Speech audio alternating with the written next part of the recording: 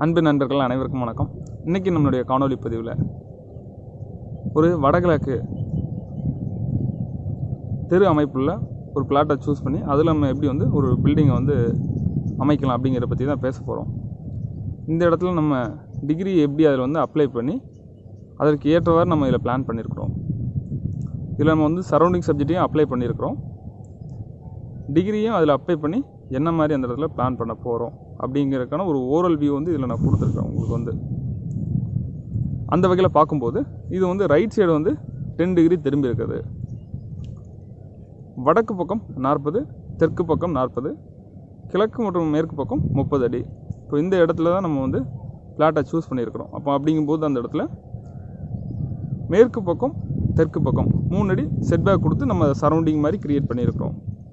எதனால் அப்படின்னா, இப்போ நம்ம தெற்கு பக்கம் நமக்கு ஒரு வீடு அமைஞ்சிருக்கும், அல்லது மேற்கு பக்கம் ஒரு வீடு அந்த இடத்துல அமைஞ்சிருக்கும் போது வடக்கு பக்கம் கிழக்கு பக்கம் ரோடு இருக்கும்.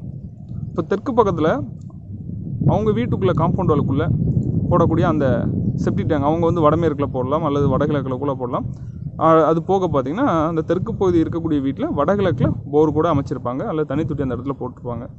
அது நம்ம வீட்டுக்கு தவறாக அமைஞ்சிரும். சரௌண்டிங்கில் நம்ம சைட்டுக்குள்ளே 4 பக்கம் நம்ம காம்பவுண்ட் வால் போட்டுருவோம். பட் அந்த காம்பவுண்ட் வாலுக்கு அடுத்ததாக என்ன ஒரு அமைப்பு இருக்கோ அதுதான் நம்மளுடைய சரௌண்டிங் சப்ஜெக்டாக சொல்லியிருக்கோம். அது முதலாவதாக வேலை பார்க்கும், இமீடியட்டாக அந்த இடத்துல வேலை பார்க்கும்.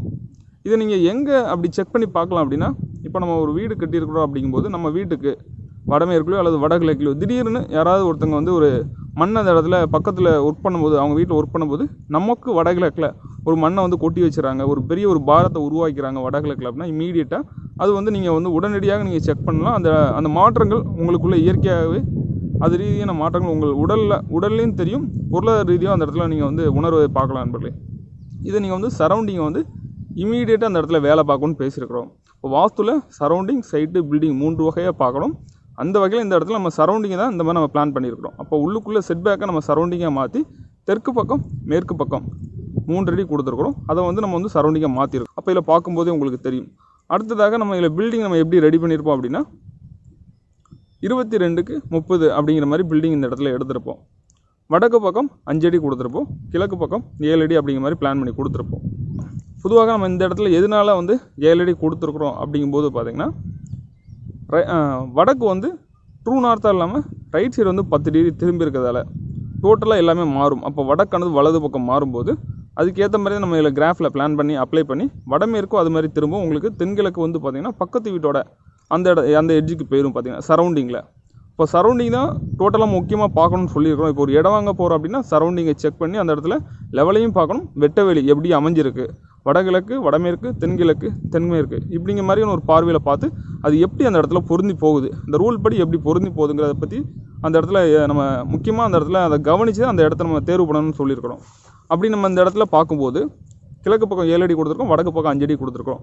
அப்போது வடக்கு பக்கம் கிழக்கு பக்கம் மட்டும்தான் நமக்கு இந்த இடத்துல செட்பேக் மாதிரி பயன்படுத்திருக்கோம். தெற்கு பக்கம் மேற்கு பக்கம் சரௌண்டிங் மாதிரி கிரியேட் பண்ணிட்டோம்.